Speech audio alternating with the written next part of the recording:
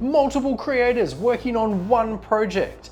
A sci-fi cyberpunk setting with a 90s flair. They'll be printing, painting, cyber glitches, and jet bikes. What's not to like? I'm ready to get started, so someone cue the music.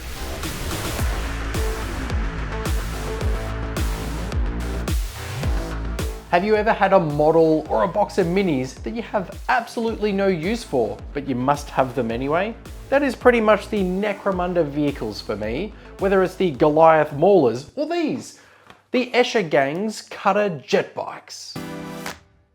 But why have I even picked this box of minis out for today's video? You're right, every story should probably start at the beginning. I'm having so much fun with this channel, and I've discovered over the last couple of years that I'm most excited when I get to partner up with other content creators and hobbyists, especially for those who I've already been following. So if I'm itching for an excuse to paint up these models, then how about I call out a few creators and issue them a challenge to create an immersive diorama with me set in the far future. You have to say yes. I've already built the set. We're underway here, people. And the creators I'm going to call out, Wulvenkraft and Rig Miniatures. A little more on them later. They will have the freedom to add to this project however they like.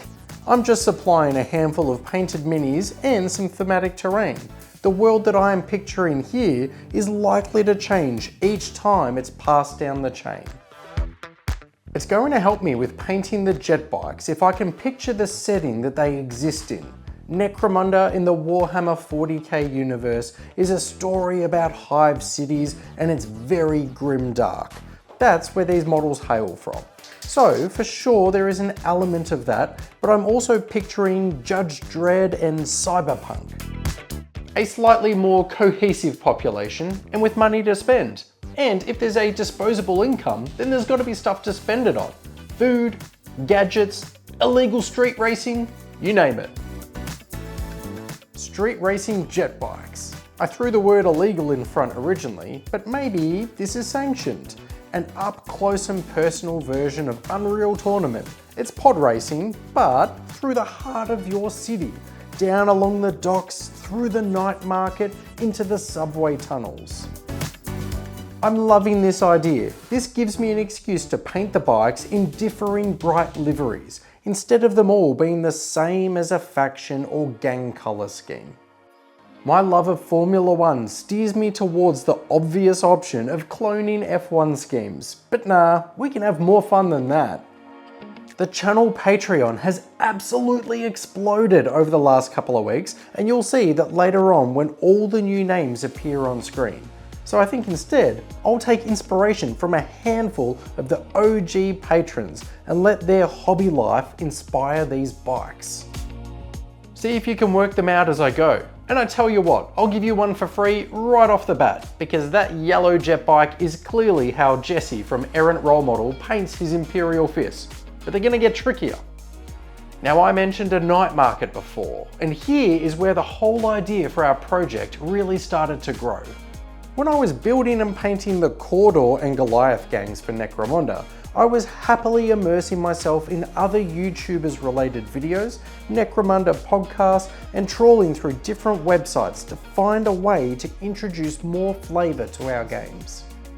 For anyone that has ever sat down to roll dice, you'll know the difference that thematic and pretty terrain can make to your experience. I go from feeling like I'm playing a board game to suddenly being a part of the action and invested in what's happening down at ground level. Saucermen Studios is a local company that may not be on your radar yet, but you might remember back to a video I made where I purchased a bunch of different terrain pieces and painted them up for Dave to go with his Goliath gang. Hazardous acid and disgusting protein vats from memory. Oof!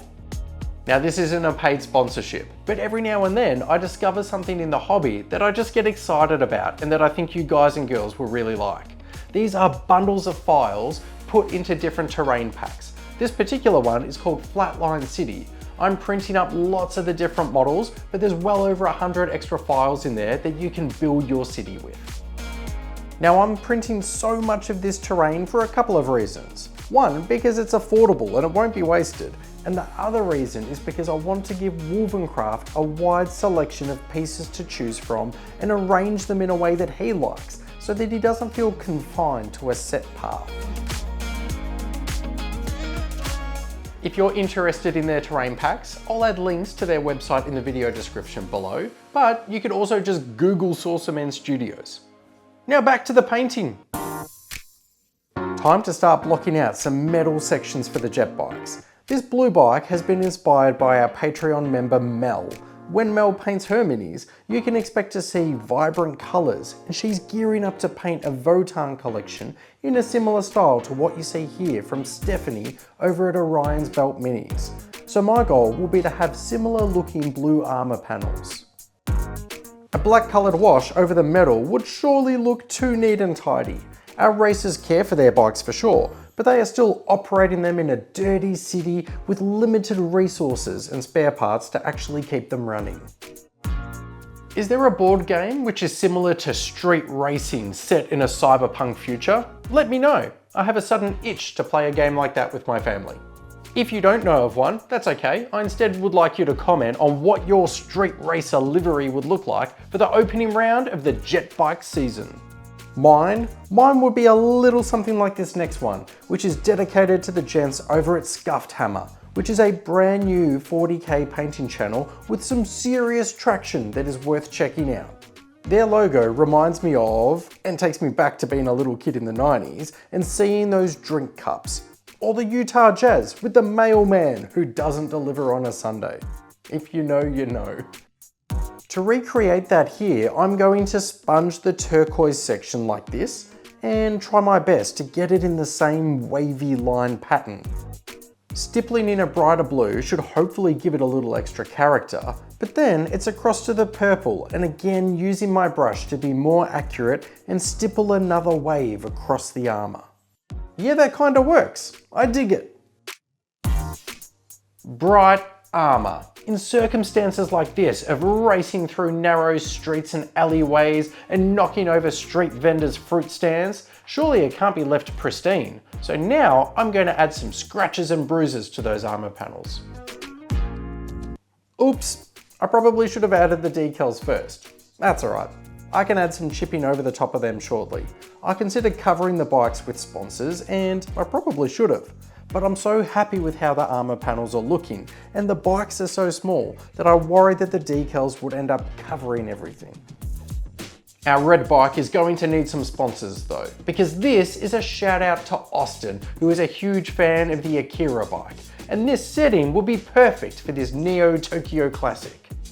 I'm aiming to match the red as closely as I can. However, I'm avoiding the actual sponsors in fear of them being ruthlessly litigious.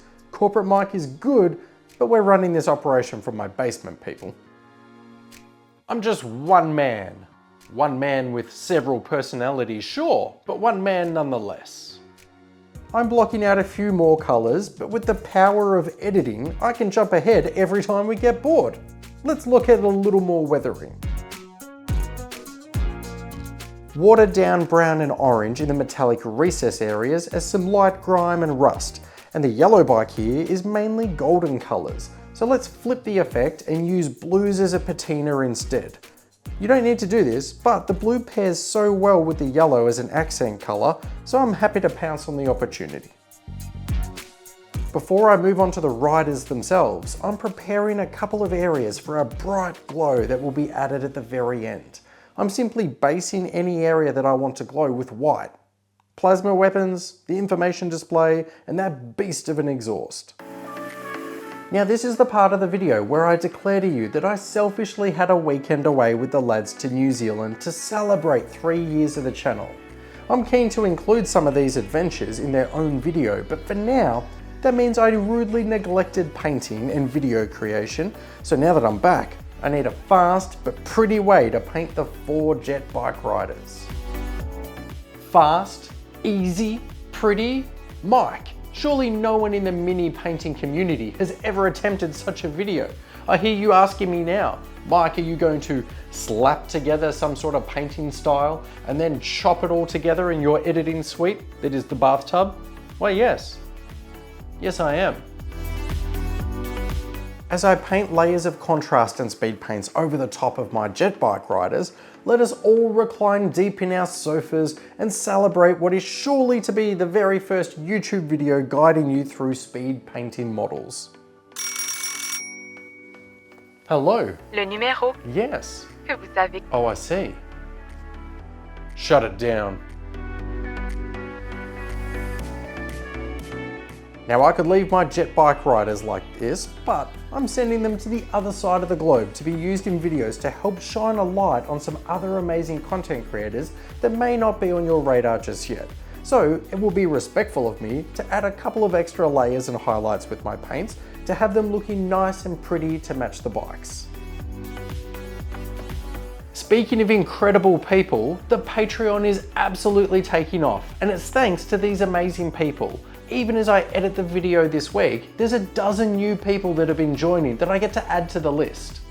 Thank you all so much. Last week I got to go to New Zealand and meet Tiny. He is one of our Patreon members, and I know that it's dumb, but it's super exciting for me to either get to meet you in person or hopefully to thank you all individually one day. So come and join. It's as little as $1 a month, which the proceeds go towards huge cups of coffee to keep me awake late at night editing these videos. In the meantime though, I've thought of a cool way to thank you all as a collective, with front row seats to the greatest street race available. Picture this, a sharp left-hand corner, a blind left-hand corner. You're seated on the outside of it in a great big beautiful grandstand up nice and close that I've named the Splash Zone. What could possibly go wrong? Also, I'm gonna need you to pay for your tickets. Okay, great, thanks. Hey, the bikes aren't completed yet. Stay focused, everyone. I picture that our cyberpunk city is a contrast of really dark blues and blacks, but then these gorgeous bright neon lights of billboards, street vendors, and the bikes themselves. To contribute to this setting, I'm going to add some glowing colors. I based white earlier, and here I'm adding some overspray with white, which should act as where the lights are being cast. Then it's as easy as picking out a couple of semi-transparent inks and spray them over the top. Green will pair well with the yellow for this bike's plasma and each of those digital displays.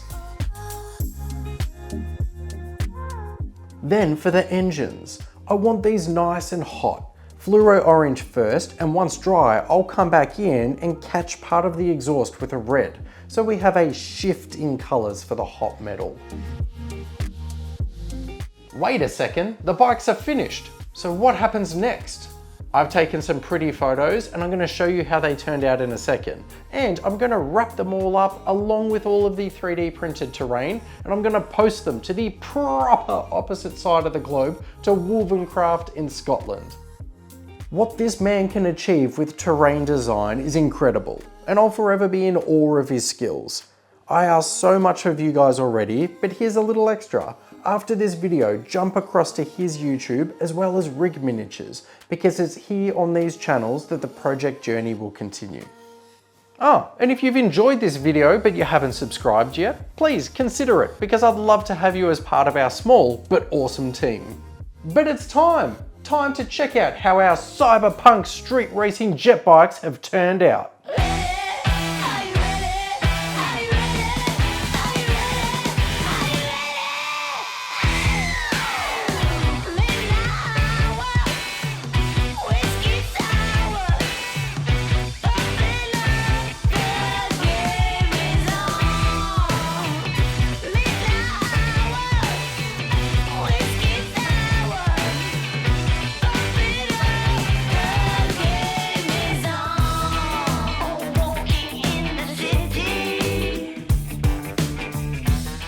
That was amazing fun, and I am hyped to see what the others add to it. If you've made it and hung around to the end of the video, then I must be doing something right, and I hope that you're having fun. If you want more entertainment, well, I have a boatload of videos that are up on the channel. We also have our channel Discord where you can paint along with me and the others that are in there. And now we have the Flashing Badger podcast, which has just launched its own channel on YouTube. Personally, I think it's hilarious, and I can say that because Gordon does pretty much all of the heavy lifting. But until next time, get out of here. I have painting to do. who speaks of a man who saved the world with just a stroke of a brush. You may know him by name. He's the badger with a magical touch. Flashing badger, alright. Flashing badger.